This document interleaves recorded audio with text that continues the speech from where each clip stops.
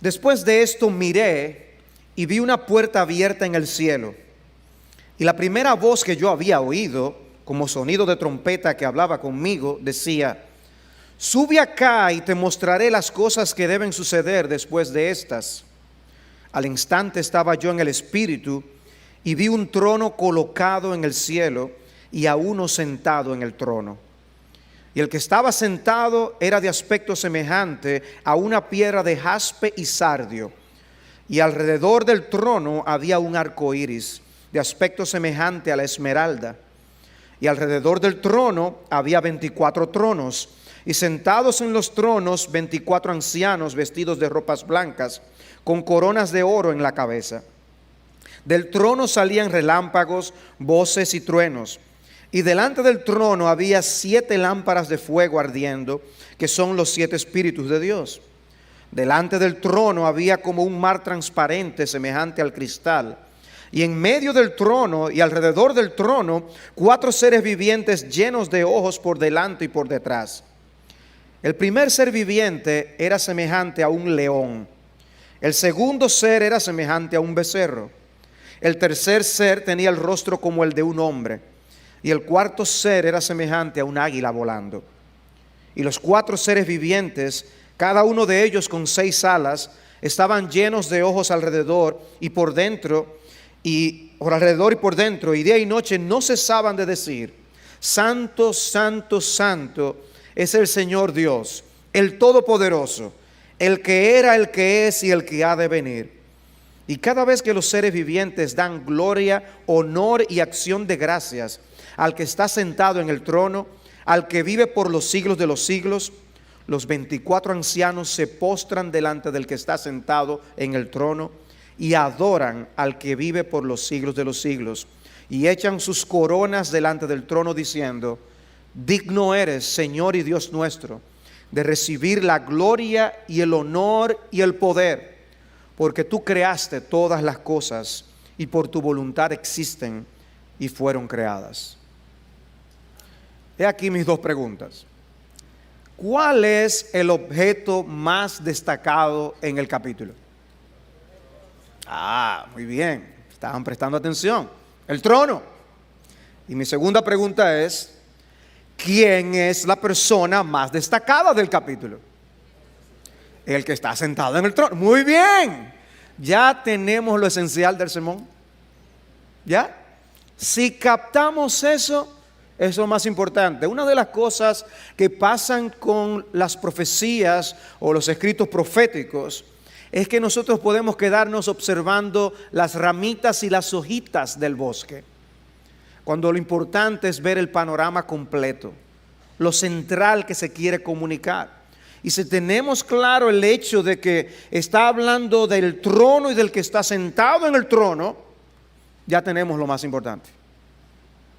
Y hay 3 cosas que yo quiero, 3 escenas que yo quiero que ustedes vean aquí, 3 aspectos en el que podemos dividir este capítulo. Y el primero es, y el más central, el más largo por así decirlo, es el trono y el que está sentado en el trono. Versículos del 1 hasta la primera parte del versículo 6, donde se concentra el autor meramente para hablar del trono y el que está sentado en el trono. Luego añadirá otros personajes, pero aquí está la parte central. Después de esto miré y vi una puerta abierta en el cielo. Y la primera voz que yo había oído, recuerden lo que habíamos hablado en el primer capítulo, Juan había escuchado esta voz. Esa primera voz, como sonido de trompeta que hablaba conmigo, le dio una nueva orden: sube acá y te mostraré las cosas que deben suceder después de estas. Y al instante estaba yo en el Espíritu y vi un trono colocado en el cielo y a uno sentado en el trono. Trono y alguien sentado, porque el trono pudo haber estado vacío, pero no estaba vacío. Y el que estaba sentado era, y empieza una descripción: de aspecto semejante a una piedra de jaspe y sardio, y alrededor del trono había un arco iris, de aspecto semejante a la esmeralda. Cometeríamos un error si nosotros nos quedamos ahora viendo, y esa esmeralda, y vamos a ver todas las similitudes de la esmeralda con Dios, y ya cometeríamos un error. Ese no es el énfasis. Y alrededor del trono había 24 tronos, y sentados en los tronos 24 ancianos vestidos de ropas blancas con coronas de oro en la cabeza. Wow, eso suena importante, pero tampoco es lo más importante. Y vamos a ver cómo se mencionan los 24 ancianos. Una escena ahora que nos describe el ambiente. Del trono salían relámpagos, voces y truenos. Y delante del trono había 7 lámparas de fuego ardiendo, que son los 7 espíritus de Dios. Delante del trono había como un mar transparente, semejante al cristal. Esta es la primera escena que nosotros tenemos acá. Juan recibe este llamado para subir a la presencia especial de Dios en los cielos y que tenga un vistazo del trono de Dios. Y podemos imaginarnos, ¿no?, como si estuviéramos entrando a la cámara especial, real, de un rey majestuoso. Y cuando las personas vemos escenarios así en películas, uno ve a las personas como asombrado con todo lo que hay en aquel lugar. Al entrar en este salón real, los ojos se colocan sobre el trono. Todo lo demás podía ser hermoso, pero lo impresionante aquí era el trono.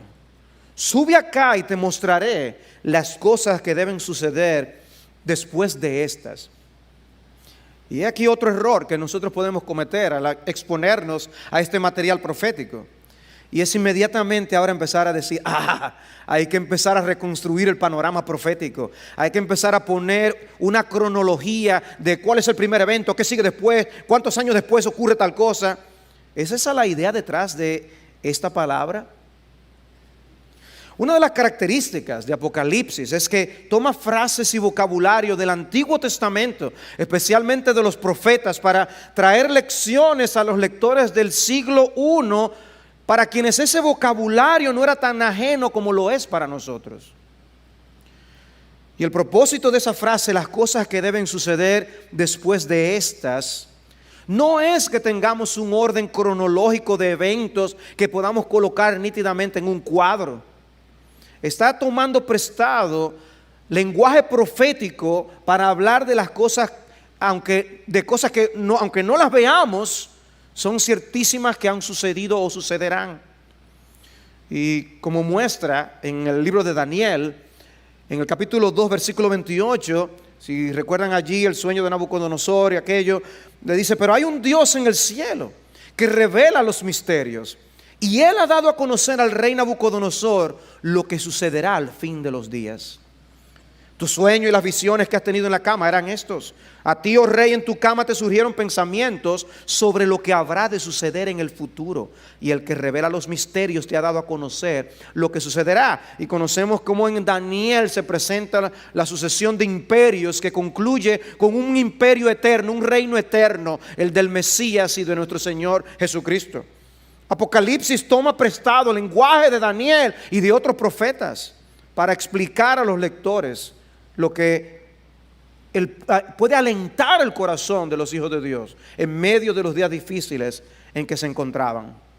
La iglesia estaba viviendo días difíciles. No podemos imaginarnos a los creyentes del primer siglo leyendo Apocalipsis, sentados en un cheilón y disfrutando con una bebida refrescante en el sol. Era otro ambiente, era un ambiente hostil. El que estaba escribiendo esto estaba en una isla, apartado, separado, enviado allí solo. Pero la iglesia necesitaba saber que había algo más que no debía perder de vista, y es el hecho de que nuestro Dios está en su trono. Y aunque este capítulo hablará de otros tronos, otros 24 tronos que están alrededor del trono de Dios, podemos hablar de que el trono es el trono con ese artículo definido comparativamente hablando, porque es como si solo existiera uno. Porque solo hay uno con autoridad absoluta, y es nuestro Padre Celestial. El imperio romano era poderosísimo, pero no más poderoso que nuestro Dios. Y estos hermanos veían los estragos que el imperio romano había traído sobre sus vidas. Y Juan es llevado a ver una visión del Dios al que ellos sirven, para que fueran mantenidos y sostenidos en medio de esos días de dificultad. Juan tenía que estar consciente de esto y Juan tenía que ser un instrumento para ser consciente a los demás de esa gloriosa realidad. Hermanos, seguir a Cristo de manera fiel en este mundo solo es posible si tenemos una idea clara del Dios al que servimos.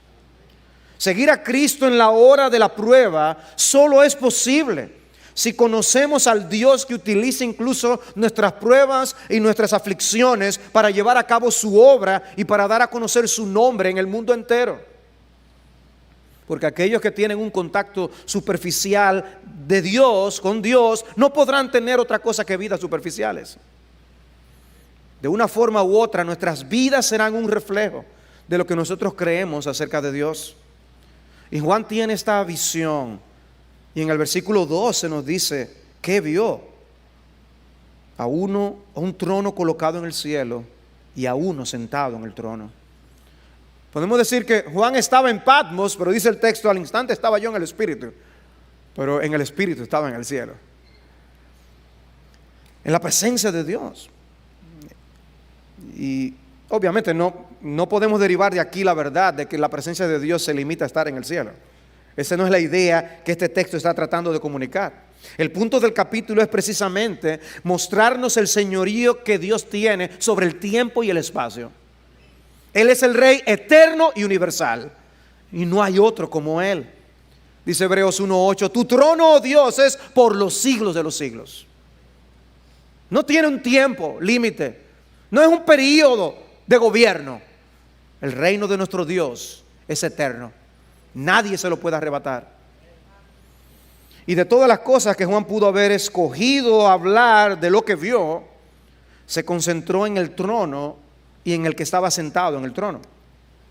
Y podemos saber que el cielo, sabemos que el cielo tiene infinidad de cosas interesantes. Algunas, el mismo libro de Apocalipsis nos lo dice. Otras las encontraremos cuando lleguemos allá. Pero si había algo verdaderamente impresionante, es aquel que constituye el centro de todo, nuestro Dios de gloria. Y no se dice que Juan vio a los apóstoles que ya habían muerto. ¡Oh, mira ya Jacobo! ¿Cuánto tiempo, Pedro? Que ya habían muerto. Recuerden que Juan fue el que más vivió, era el más joven. Y no se dice que vio a los profetas o a algunos de los patriarcas. No. Vi un trono colocado en el cielo y a uno sentado en el trono. Vi un trono, pero no estaba vacío. Porque por momentos las naciones pueden tener un vacío de poder. Y puede haber luchas y litigios para ver quién se queda con el poder. Pero con el poder universal no es así. Dios siempre es rey. Reina Dios. Reina Dios. Ese trono representa la soberanía de Dios. Su autoridad es absoluta. Y lo que estaba aconteciendo sobre la tierra podía comunicar una idea muy distinta. Quizás a ti te pasa como a mí, que a veces uno ve el escenario y uno dice, wow, esto no tiene arreglo. O uno se deprime al ver las cosas que están pasando, la maldad como impera, la actitud de las personas, las agendas que quieren llevar hacia adelante. Y uno puede decaer en la fe y tener una perspectiva errada de las cosas. Dios quiere que nosotros no nos olvidemos de poner nuestra vista en el cielo. Necesitamos vivir por la fe y no por la vista. Poner nuestros ojos en el trono de Dios. Aquellos a quienes Juan escribió y nosotros hoy necesitamos saber que el gobierno de Dios no depende del voto popular ni de las encuestas. Él es rey y será rey siempre. Los gobernantes de este mundo vienen y van, pero el que está sentado en el trono celestial tendrá autoridad por toda la eternidad. Y es bueno para el pueblo de Dios saber eso. Contrario a lo que muchos piensan, que creen que este mundo se hizo solo con millones y millones de movimientos fortuitos y casuales. El mundo es de mi Dios. Y si no fuera así, lo más justo fuera que toda la humanidad se convirtiera en adoradores del Dios Azar. Porque qué glorioso sería Azar. de que eso se hizo solo. Pero el trono celestial no está vacío. El trono celestial está ocupado y lo ocupa nada más y nada menos que el Todopoderoso, el Creador de los cielos y de la tierra. Dice el Salmo 93, el Señor reina, vestido está de majestad. El Señor se ha vestido y ceñido de poder. Ciertamente el mundo está bien afirmado, será inconmovible. Desde la antigüedad está establecido tu trono, tú eres desde la eternidad. Y dice el versículo 3 de Apocalipsis 4, y el que estaba sentado era de aspecto semejante a una piedra de jaspe y sardio, y alrededor del trono había un arco iris de aspecto semejante a la esmeralda. El Señor es comparado a varias piedras preciosas, jaspe, sardio, esmeralda. Muy probablemente el jaspe que Juan menciona aquí era blanco y servía como una figura de la santidad de Dios. En el mismo libro de Apocalipsis, en el capítulo 21, hablando de la ciudad de la Nueva Jerusalén, dice que la gloria de Dios estaba allí, dice, y tenía la gloria de Dios. Su fulgor era semejante al de una piedra muy preciosa, como una piedra de jaspe cristalino. Evidentemente, cuando las personas veían ese jaspe, llamaba la atención. Y para tratar de dar una idea de cómo yo explico lo que yo vi. Es como el jaspe. Dice, su fulgor era semejante al de esa piedra. Es algo que brilla. Es algo que no se puede evitar ver y quedar asombrado con ello. Dice, la gloria de la Nueva Jerusalén va a ser la gloria de Dios. Bueno, lo que vio Juan fue eso. Y la santidad de Dios es descrita así, de esa manera. Y los salmos hacen referencia a esa santidad de Dios cuando hablan de la hermosura de su santidad. Sobre las demás piedras mencionadas se sugiere que representan la justicia de Dios, la fidelidad de Dios. Pero no me quiero detener allí por razones obvias de tiempo. Queremos ver todo el capítulo. El versículo 4 nos dice que alrededor del trono había otros 24 tronos que evidentemente no tienen la misma importancia. Están supeditados bajo el gran trono. Y en estos tronos estaban 24 ancianos de los que hablaremos en un momento. 24 ancianos vestidos con ropas blancas y coronas de oro en la cabeza. Y lo siguiente nos hace casi escuchar efectos especiales. Del trono salían relámpagos, voces y truenos, y delante del trono había 7 lámparas de fuego ardiendo, que son los 7 espíritus de Dios. Delante del trono había como un mar transparente, semejante al cristal. Pero hermanos, ¿no es llamativo el hecho de que hable de esos relámpagos, esas voces y truenos? ¿Qué nos recuerda esto? Nos recuerda esa majestad de Dios, quizás revelada en el monte Sinaí, y al pueblo no queriendo acercarse. Habla de majestad, habla de algo sobrio, es un ambiente sobrecogedor. Y es una imagen también de retribución y venganza. Recuerden que el libro de Apocalipsis habla de la venganza de Dios sobre todos sus enemigos. Y la manera en que lo describe, aunque motivo de alegría para el pueblo de Dios, de que ya los enemigos de Dios fueron derrotados, no deja de asombrarnos, no deja de traer cierto peso sobre nosotros. Es como cuando uno lee Hebreos capítulo 10 y habla Dios de su venganza y de que horrenda cosa es caer en manos del Dios vivo. El Dios que adoramos es asombrosamente sobrecogedor. Pero luego tenemos el trono y los 4 seres vivientes, versículos 6b al versículo 8. Dice, y alrededor del trono 4 seres vivientes llenos de ojos por delante y por detrás. El primer ser viviente era semejante a un león, y el segundo ser era semejante a un becerro. El tercer ser tenía el rostro como el de un hombre, y el cuarto ser era semejante a un águila volando. Y los 4 seres vivientes, cada uno de ellos con 6 alas, estaban llenos de ojos alrededor y por dentro, y día y noche no cesaban de decir, Santo, Santo, Santo, es el Señor Dios, el Todopoderoso, el que era, el que es y el que ha de venir. Estudiando el libro de Apocalipsis, uno lee tantas opiniones distintas a veces acerca de ciertas cosas. Hubo una que me llamó la atención al explicar los 4 seres vivientes, y explicaba un buen comentario, que veía en los 4 seres vivientes una representación del pueblo redimido de Dios, por las características que se quieren mostrar aquí. Y uno trata de leerlo con interés y ver cuáles son sus argumentos.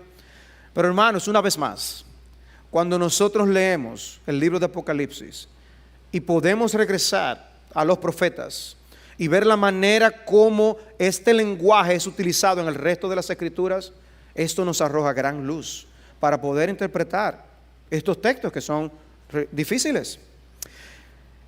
En esta descripción de esa escena imperial que Juan ve, él ahora presenta estos 4 seres vivientes con cualidades extrañas y se piensa que son ángeles, y yo pienso que son una representación de algún tipo de ángeles en esas diferentes estructuras angelicales que vemos representadas en las escrituras. Dios no tiene simplemente ángeles, sino que hay serafines, sabemos hay querubines, hay cierto tipo de ángeles que son descritos en la palabra de Dios. Y el hecho de que tienen 6 alas apunta al hecho de que son ángeles, pero también que se asemeja a otros ángeles descritos en las escrituras. ¿Recuerdan los serafines de Isaías capítulo 6? Dice Isaías capítulo 6: en el año de la muerte del rey Usías, vi yo al Señor sentado sobre un trono alto y sublime. ¿Recuerdan que el reinado de Usías era, el término del reinado de Usías era como que se hubiera terminado uno de esos presidentes que duran casi toda la vida gobernando un país? Eso fue lo que pasó con Usías. El vacío de que ya Usías no estaba allí fue sentido por el pueblo. Pero Isaías oye esto y ve esta visión y se le muestra que no hay vacío de poder, Isaías. Dios está en el trono. Dios está en el trono. Sentado sobre un trono alto y sublime, y la orla de su manto llenaba el templo. Por encima de él había serafines, cada uno tenía 6 alas, con 2 cubrían sus rostros, con 2 cubrían sus pies, y con 2 volaban. Y el uno al otro daba voces diciendo: Santo, Santo, Santo. ¿Ven el paralelismo? Es el Señor de los ejércitos, llena está toda la tierra de su gloria. Y se estremecieron los cimientos de los umbrales a la voz del que clamaba, y la casa se llenó de humo. Es una imagen calculada para impresionar. El libro de Ezequiel, por otro lado, comienza con los cielos abiertos y con el profeta viendo visiones de Dios. Y lo que vio también está relacionado con lo que Juan nos describe en Apocalipsis 4. Habla de que vio una especie de huracán, y entonces dice: en su centro había figuras semejantes a 4 seres vivientes. Este era su aspecto, tenían forma humana, tenían cada uno 4 caras y 4 alas cada uno de ellos. Y las figuras que mencionan son, en Apocalipsis, león, becerro, hombre y águila. En Ezequiel, hombre, león, toro y águila. Hay semejanzas. Quizás figuras que nos hablan de la fuerza, la inteligencia, el servicio sacrificial y la disposición voluntaria para servir a Dios de estos ángeles. Escuché a un predicador decir que estos ángeles son guardianes de la gloria de Dios. ¿Guardianes? ¿Y necesita Dios protección? No, yo no creo que estén protegiendo a Dios. No creo que son guardaespaldas. Yo más bien los veo como adoradores y mensajeros de Dios, dispuestos a hacer cosas que Dios les ordene a que hagan. Y la descripción de la escena en Ezequiel 1 está impresionante y evidentemente calculada para impactar. Dice el versículo 24: y oí el ruido de sus alas cuando andaban. ¿Lo está escuchando? Como el estruendo de muchas aguas, como la voz del Todopoderoso, un ruido de tumulto como el ruido de un campamento militar. Cuando se detenían, bajaban sus alas. Eso debe ser impresionante, ¿no? Y compararlo con la voz del Todopoderoso. Y ahora escucha, en el versículo 26 de Ezequiel 1: y sobre el firmamento que estaba por encima de sus cabezas había algo semejante a un trono, de aspecto como de piedra de zafiro, y en lo que se asemejaba a un trono, sobre él en el más alto había una figura como apariencia de hombre. Entonces vi en lo que parecían sus lomos y hacia arriba algo como un metal refulgente que lucía como fuego dentro de ella en derredor, y en lo que parecían sus lomos hacia abajo había algo como fuego, y había un resplandor a su alrededor, como el aspecto del arco iris que aparece en las nubes en un día lluvioso. Así era el aspecto del resplandor en derredor. Tal era el aspecto de la semejanza de la gloria del Señor. Cuando lo vi, caí rostro en tierra y oí una voz que hablaba. ¿No hay similitud, hermanos? ¿No hay similitud? ¿No es glorioso lo que ellos estaban viendo? ¿No era impactante? Esa voz que Ezequiel escuchó, le dice en el capítulo 2 que lo estaba enviando como profeta a los hijos de Israel, a una nación de rebeldes que se ha rebelado contra mí. Escuchen o dejen de escuchar, le dice el Señor. Ese no es tu problema, Ezequiel. Escuchen o dejen de escuchar. Ve. La pregunta es, ¿te atreverías a decir que no a una voz que te hable así? O sea, tú has escuchado todo esto. Ve. No voy. Ezequiel 2:6, y tú, hijo de hombre, no temas. No temas ni a ellos ni a sus palabras, aunque haya contigo cardos y espinas, y te sientes en escorpiones. No temas sus palabras, ni te atemorices ante ellos, porque son una casa rebelde. En otras palabras, escoge a quién tú vas a tener miedo. Escoge a quién temer. O a ellos, o a yo que te estoy enviando. Isaías tiene aquella visión de la gloria de Dios en Isaías 6 y es comisionado a proclamar como profeta el mensaje de Dios. Ezequiel tiene esta visión de la Shekinah de Dios, de la gloria de Dios, y también es comisionado para llevar el mensaje de Dios, aunque sus oyentes fueran personas con un corazón tan duro como el diamante. Adivinen, hermanos, ¿qué debe provocar en el pueblo de Dios? La visión de Apocalipsis capítulo 4 y el trono majestuoso de la autoridad absoluta de Dios. No es Apocalipsis capítulo 4 una especie de llamado para que nosotros también digamos junto a Isaías: heme aquí, envíame a mí. Los 4 seres vivientes parecen ser criaturas majestuosas, impresionantes, y sin embargo no son el centro del panorama. Ellas son presentadas adorando de manera incesante al Señor y proclamando su carácter singular y único. Dice, día y noche no cesaban de decir: santo, santo, santo es el Señor Dios, el Todopoderoso, el que era, el que es y el que ha de venir. Esos seres angelicales no cesan de alabar a Dios. Dios quiere que sus atributos sean anunciados y proclamados, que sus virtudes sean anunciadas. Pero claman continuamente ese atributo de santidad. 3 veces para énfasis nos dice Juan que proclamaban que Dios es santo. Primero dicen el atributo y luego dicen el sujeto. Santo es el Señor. Porque pudo haber sido el Señor es santo. No, quiere destacar algo. Santo es el Señor, pero no santo. Santo, santo, santo es el Señor, el Todopoderoso. Yo veo 3 juegos de 3 aquí. Primero, 3 veces santo. Es el primer juego de 3. Segundo, 3 títulos que identifican al sujeto: Señor Dios, el Todopoderoso, y el que era, el que es y el que ha de venir. Y 3 expresiones de su existencia: el que era, el que es y el que ha de venir. 3 juegos de 3 para mostrar, había teología en esa adoración que los seres vivientes le rendían a Dios.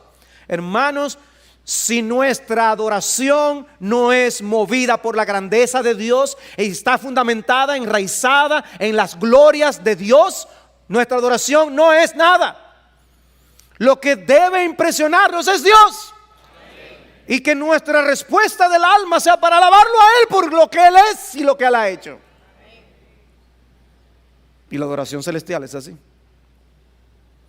Y esta escena nos introduce inmediatamente a otros personajes del capítulo. Mi tercer punto. Hemos visto el trono y el que está sentado en el trono. Hemos visto el trono y los 4 seres vivientes. Ahora el trono y los 24 ancianos. Versículo 9. Ya leímos el versículo 4. Versículo 9. Y cada vez que los seres vivientes dan gloria, honor y acción de gracias al que está sentado en el trono, al que vive por los siglos de los siglos, los 24 ancianos se postran delante del que está sentado en el trono y adoran al que vive por los siglos de los siglos y echan sus coronas delante del trono diciendo: digno eres, Señor y Dios nuestro, de recibir la gloria y el honor y el poder, porque tú creaste todas las cosas y por tu voluntad existen y fueron creadas. Como les decía, en el versículo 4 ya habían sido mencionados los 24 ancianos. ¿Quiénes son los 24 ancianos? Mi opinión es que representan el conjunto de todos los redimidos de todas las épocas. Posiblemente 12 representando a los redimidos del antiguo pacto y 12 a los redimidos del nuevo pacto. Un solo pueblo en la presencia de Dios. Y estos en algún sentido reinan junto al Señor. No son la autoridad con A mayúscula, pero reinan con Él. En Apocalipsis 3:21, cuando estudiamos las secciones de las cartas a las iglesias, dice: al vencedor le concederé sentarse conmigo en mi trono, como yo también vencí y me senté con mi Padre en su trono. Mateo 19:28, el Señor Jesús dijo: en verdad os digo que vosotros que me habéis seguido en la regeneración, cuando el Hijo del Hombre se siente en el trono de su gloria, os sentaréis también sobre 12 tronos para juzgar a las 12 tribus de Israel. Y Daniel capítulo 7 versículo 13: seguí mirando en las visiones nocturnas, y aquí con las nubes del cielo venía uno como un hijo de hombre, que se dirigió al anciano de días y fue presentado ante él. Y le fue dado dominio, gloria y reino, para que todos los pueblos, naciones y lenguas le sirvieran. Su dominio es un dominio eterno que nunca pasará, y su reino uno que no será destruido. Y en el versículo 18: pero los santos del Altísimo recibirán el reino y poseerán el reino para siempre, por los siglos de los siglos. El pueblo de Dios reinará con Dios. En el versículo 4 tenemos dos aspectos de los 24 ancianos. Y en los versículos 9 al 11 tenemos información sobre lo que hacen. El versículo 4 nos describe algo de ellos, y los versículos 9 al 11, ¿qué hacen? En primer lugar, la descripción de su aspecto. Habla de que estaban vestidos de ropas blancas y tenían coronas de oro en la cabeza. Vestidos de ropas blancas, posiblemente haciendo referencia a la justicia con la que han sido investidos, la justicia de Jesús. Y en segundo lugar, tienen coronas de oro en las cabezas, porque hay un aspecto de la esperanza del creyente que no se enfatiza mucho en la predicación del día de hoy, y es ese hecho de que nos somos presentados como reinando con el Señor. Antes de citar otros textos de Apocalipsis, para enfatizar este punto, hermanos, porque creo que en la Biblia hay un énfasis de nosotros. Ya lo leímos en Apocalipsis 3:21. Hay un énfasis de que reinaremos con Cristo, reinaremos con el Señor. Pero en Hebreos capítulo 2, el autor cita el Salmo 8, cuyo tema es el hombre, en contraste con la gloria de Dios, que es el hombre, para que de él tengas memoria. Dice: uno ha testificado en cierto lugar, y no lo quiso mencionar, que era el Salmo 8. Dice que es el hombre para que te acuerdes de él, o el hijo del hombre para que te intereses en él. Le has hecho un poco inferior a los ángeles, o como algunos traducen, le has hecho por un poco de tiempo menor que los ángeles, a los hombres. El Salmo 8 está hablando del hombre y de la creación del hombre, y le has hecho poco menor que los ángeles por un tiempo, porque vendrá el tiempo cuando reinaremos con el Señor. Y dice: le has hecho un poco inferior a los ángeles, le has coronado de gloria y honor, le has puesto sobre las obras de tus manos, todo lo has sujetado bajo sus pies. Fin de la cita del Salmo 8. Y ahora sigue el autor de Hebreos: porque al sujetarlo todo a él, al hombre, no dejó nada que no le sea sujeto, pero ahora no vemos aún todas las cosas sujetas a él. Dice, cuando uno ve el escenario, uno dice: no parece como que las cosas estén muy sujetas al hombre. Y entonces viene la promesa: pero ahora tenemos a Jesús, versículo 9. A través de Jesús, ese reino es recuperado por Cristo, para que nosotros nos sentemos en el trono con el Señor Jesucristo. Es un tema glorioso. La meta y el diseño de Dios para el hombre es que sea corregente con el Señor. Eso viene. No es de los ángeles que la Escritura habla como reinando con el Señor. Habla de los redimidos. Por eso dice Hebreos 2:5: no sujetó a los ángeles el mundo venidero. No fue a los ángeles que lo sujetó. Acerca de lo que venimos hablando. ¿Cuándo estaba hablando el autor de Hebreos eso? Bueno, él dice en el versículo 14 que los ángeles son espíritus ministradores, enviados para servir por causa de los que heredarán la salvación. Y fíjense cómo la salvación se habla en términos de un reino o mundo venidero. La salvación incluye el hecho de que reinaremos con Cristo. De manera que, ¿por qué cito este texto? Para mostrar la realidad del reinado de los creyentes con el Señor en la gloria. El autor está hablando no de un periodo de 1000 años, sino del reino eterno del Señor, que ha sido el énfasis que ya les he mostrado citando Daniel. Y yo sé que el texto de Apocalipsis 20 es un texto difícil, pero quiero que lo veamos a la luz de lo que tenemos en Apocalipsis 4 y lo que acabamos de leer en Hebreos 1 y 2. Dice en Apocalipsis 24: también vi tronos y se sentaron sobre ellos y se les concedió autoridad para juzgar. Y vi las almas de los que habían sido decapitados por causa del testimonio de Jesús y de la palabra de Dios, y a los que no habían adorado a la bestia ni a su imagen, ni habían recibido la marca sobre su frente ni sobre su mano, y volvieron a la vida y reinaron con Cristo por 1000 años. Los demás muertos no volvieron a la vida hasta que se cumplieron los 1000 años. Esta es la primera resurrección. Bienaventurado y santo el que tiene parte en la primera resurrección. La muerte segunda no tiene poder sobre esto, sino que serán sacerdotes de Dios y de Cristo. ¿Quiénes dice el libro de Apocalipsis en el capítulo 1 que fueron hechos reyes y sacerdotes? Los redimidos del Cordero. Y dice, y reinarán con él por 1000 años. ¿De quiénes habla Apocalipsis estas cosas? De los creyentes, de los redimidos, de los que ya Dios hizo sacerdotes y reyes. Son los mismos que aquí en el capítulo 20 se dice en el versículo 4 que reinaron con Cristo en pasado, usa el verbo en pasado, por 1000 años. Y en el versículo 6 reinarán con él por 1000 años, en futuro también. El reino está y vendrá. Es una realidad que Cristo reina, Dios reina, pero reinaremos con él. Y en contraste con esa larga duración de tiempo, 1000 años, Apocalipsis usa un periodo mucho más corto de tiempo para hacer referencia al gobierno de Satanás y de la bestia en los capítulos 12 y 13. Y ahí habla de 3 años y medio, 42 meses, 1260 días. Y no 1000 años. ¿Ven el contraste? Es la forma como la profecía usa la numerología. Pero en los versículos 9 al 11 de Apocalipsis 4 tenemos una descripción también de lo que hacen estos 24 ancianos. El versículo 9 nos dice que lo que hacen los ancianos lo hacen cada vez que los 4 seres vivientes dan gloria, honor y acción de gracias al que está sentado en el trono. Y la pregunta es, ¿con qué frecuencia lo hacen los seres vivientes? ¿Recuerdan? No cesaban de dar gloria y honra. No cesaban. Y cada vez que los 4 seres vivientes lo hacían, los 24 ancianos hacen lo que se describe en los versículos 10 y 11. ¿Y qué se dice que ellos hicieron en los versículos 10 y 11? Los 24 ancianos se postran delante del que está sentado en el trono y adoran al que vive por los siglos de los siglos y echan sus coronas delante del trono diciendo, ¿ven? ¿Qué hacen? Se postran, adoran y echan sus coronas. ¿Dónde está concentrada la atención de ángeles y redimidos en los cielos? Pues mucha gente, uno habla normalmente y dice, wow, yo quisiera preguntarle a fulano de tal, cuando yo llegue al cielo, ¿por qué fue que hizo esto? Cuando yo veo a Lutero o a Calvino, hermanos, la atención está concentrada en el que está sentado en el trono.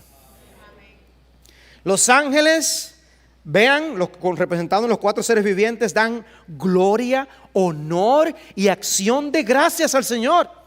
Y amados hermanos, si los ángeles tienen razones suficientes para dar gracias a Dios de manera incesante, ¿qué nos queda a nosotros, viles pecadores rescatados por su maravillosa gracia?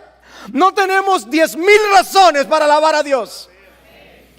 Con razón los 24 ancianos no retienen sus coronas, sino que las arrojan a los pies del gran soberano, nuestro Padre Celestial.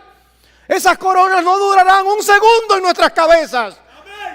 En el momento en que más conscientes estaremos de lo viles que fuimos, será el momento en que vamos a arrojar precisamente las coronas a los pies de nuestro bendito Señor. ¡Qué glorioso! Porque de Él, por Él y para Él son todas las cosas. A Él sea la gloria para siempre. Amén. Y finalmente, ¿qué es lo que dicen los 24 ancianos? El versículo 11. Digno eres, Señor y Dios nuestro, de recibir la gloria y el honor y el poder, porque tú creaste todas las cosas y por tu voluntad existen y fueron creadas. ¡Qué contenido!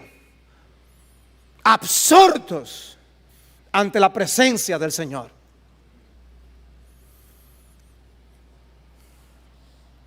Cuando nosotros no adoramos así,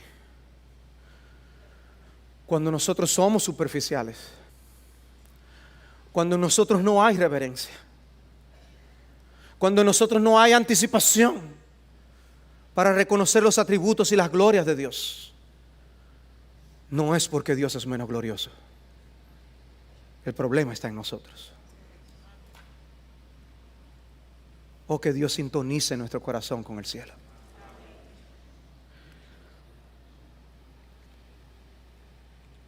Empecemos a aterrizar este avión. Y observen que dije empecemos.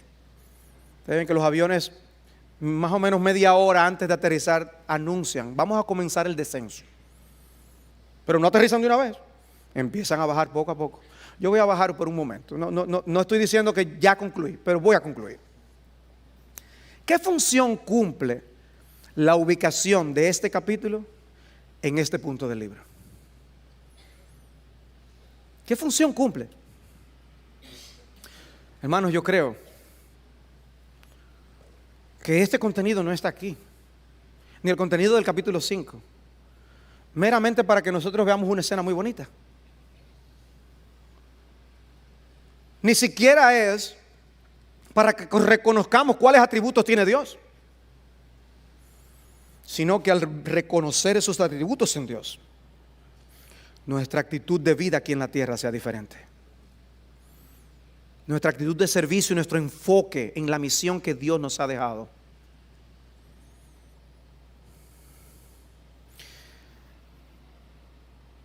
Dios está en su trono. Eso tiene que impactar nuestra manera de vivir. Y a mí me gusta mucho una canción que los ministerios de Gracia Soberana tienen con un coro de niños.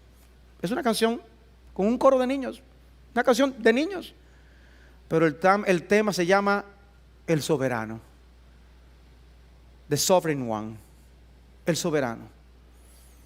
Dice: cuando yo estoy solo y asustado, yo confío en ti, porque tú velas sobre mis caminos. Cuando las cosas en mi vida no tienen sentido, yo confío en ti, porque tú eres bueno. Soberano, tú obras todas las cosas conforme a tu plan. Soberano, tú sostienes todas las cosas en tus manos. Cuando las cosas no salen a mi manera, yo confío en ti, porque tú sabes lo que es mejor. Cuando las lágrimas ruedan por mi mejilla, yo confío en ti, porque tú eres bueno. Y luego termina diciendo: perfecto en poder, controlas todas las cosas, perfecto en sabiduría, tú conoces cada cosa, perfecto en bondad. Jesús, tú eres tan bueno conmigo. Una canción de niños. ¿Qué impacto? La soberanía de Dios en nuestras vidas personales nos mueve a una confianza en un Dios inconmovible. Y yo creo que un pasaje como este, con este tema, jugó un papel crucial para alentar a la iglesia en los primeros siglos, para que perseveraran en los caminos del Señor y en la proclamación fiel del Evangelio, no importa la oposición que se levanta. El trono de Dios no es el único trono que se menciona en el libro de Apocalipsis. Aparte del trono que se menciona de los 24 ancianos, se habla del trono de Satanás. Lo leímos cuando estudiábamos las iglesias de Apocalipsis, capítulo 2, y también en el capítulo 13 habla de que el dragón le dio su poder y su trono a la bestia. Hay una lucha de poderes, por así decirlo. Y con la oposición que Satanás nos hace, hermanos, estas ideologías que están a nuestro alrededor no surgen de un vacío, amados hermanos. La Biblia nos dice que hay doctrinas que vienen del mismo infierno. Y las personas piensan que sencillamente están hablando de algo que es muy lógico, que le llamemos a nuestros hijos género X. ¿De qué color le compro la ropa? Si voy a comprarle juguete, ¿qué juguete le compro? ¿Cómo le llamamos? Hermanos, estas son las cosas que se están hablando en el día de hoy. Eso no es suposición. Hay familias ahora mismo luchando en los Estados Unidos para saber que, para poder argumentar que no tenerle que llamarle ni ella ni él. Ahora mismo, esa es la realidad.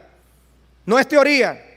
¿De dónde salen estas cosas? Hermanos, no pensemos que no habrá oposición para lo que amamos y lo que creemos según la palabra de Dios.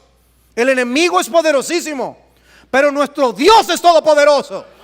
Y nosotros tenemos que ampararnos en nuestro Dios para seguir proclamando el mensaje de nuestro glorioso Señor Jesucristo. La vida no se trata únicamente de las cosas que nuestros ojos ven. Y estos cambios morales que el mundo está viviendo, podríamos pensar que en ese meollo tenemos nosotros que no hay esperanza. Pero no, hermanos, el príncipe de este mundo y sus secuaces llenan esos corazones de los impíos para tratar de satisfacer sus pasiones a como dé lugar, para que ellos traten de saciar la avaricia interminable con el dinero y vendan sus almas y la eternidad. Pero nosotros servimos al Rey de Reyes y al Señor de Señores. Y para vivir fielmente en un mundo tan opuesto a Dios y a su palabra, es crucial que los hijos de Dios estemos anclados en la gloriosa realidad de la soberanía absoluta del Señor. ¿Y cuál es nuestra misión? Las órdenes claras de nuestro capitán, las directrices que vienen del trono celestial, es que hagamos discípulos.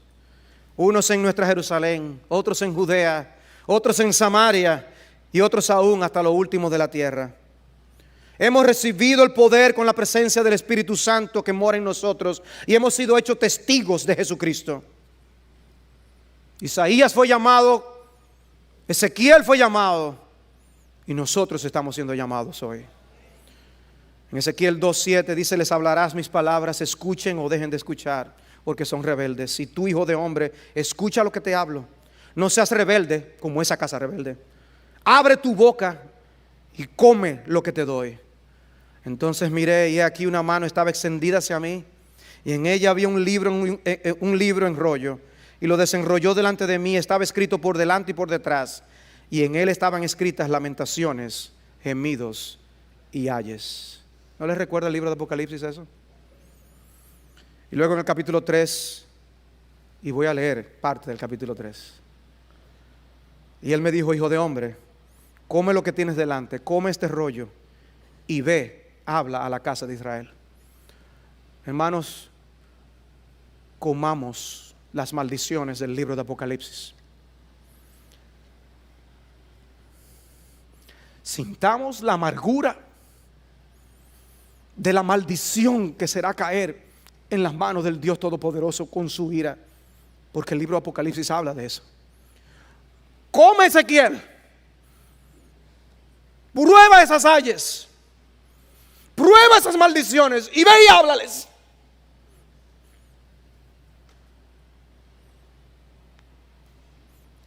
Entonces me dijo: hijo de hombre, alimenta tu estómago y llena tu cuerpo de este rollo que te doy.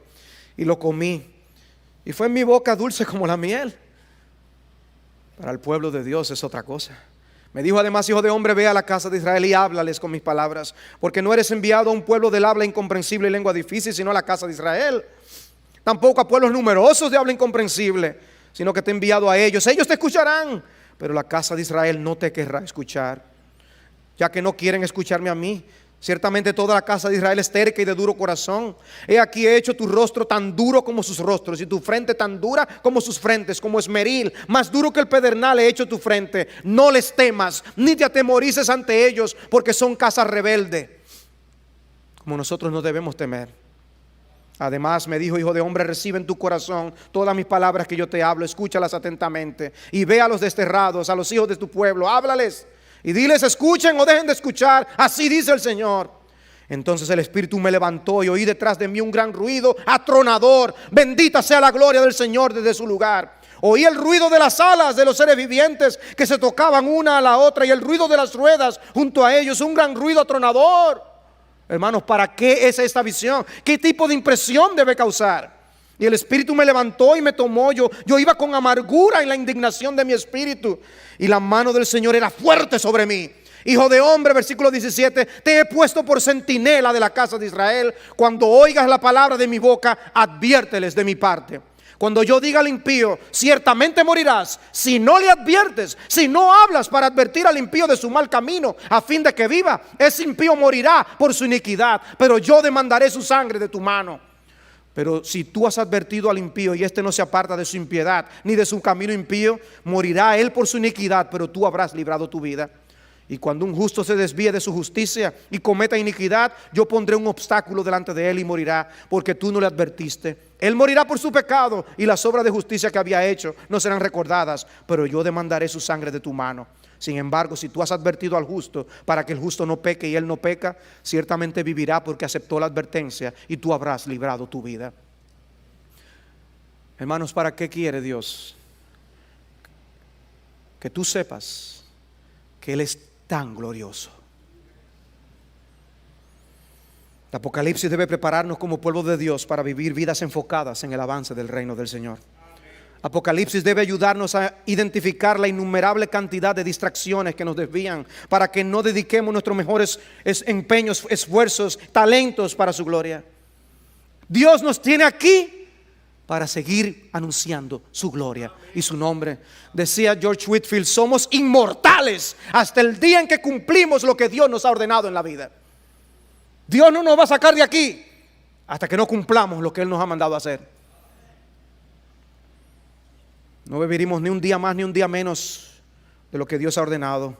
Y esta verdad está representada en esta escena del trono del Señor. Pero vosotros sois linaje escogido, real sacerdocio, nación santa, pueblo adquirido para posesión de Dios, a fin de que anunciéis las virtudes de aquel que os llamó de las tinieblas a su luz admirable. Pues vosotros en otro tiempo no erais pueblo, pero ahora sois pueblo de Dios. Hermano, no éramos nada. No habías recibido misericordia, pero ahora habéis recibido misericordia. Y eso debe hacernos sentir absortos ante la majestad del Dios que nosotros servimos. ¿Por qué a mí, Señor? ¿Por qué me salvaste? ¿Por qué me tienes aquí todavía, oh Señor?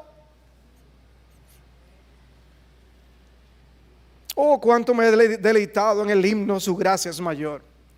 His mercy is more, de Matt Papa. Qué amor nos recuerda todo mi pecar.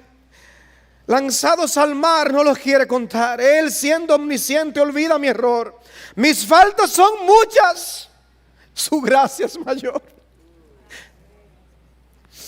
Paciente me aguarda en constante desviar. Un padre que tierno me llama al hogar. Recibe al débil, al más pecador. Mis faltas son muchas, su gracia es mayor. Qué grandes riquezas Él nos otorgó. Su sangre fue el pago, su vida entregó, pagó esa deuda y la canceló. Mis faltas son muchas, su gracia es mayor. Y el coro dice: gloria a Dios, su gracia es mayor. Venció las tinieblas, se renovó hoy. Mis faltas son muchas, su gracia es mayor.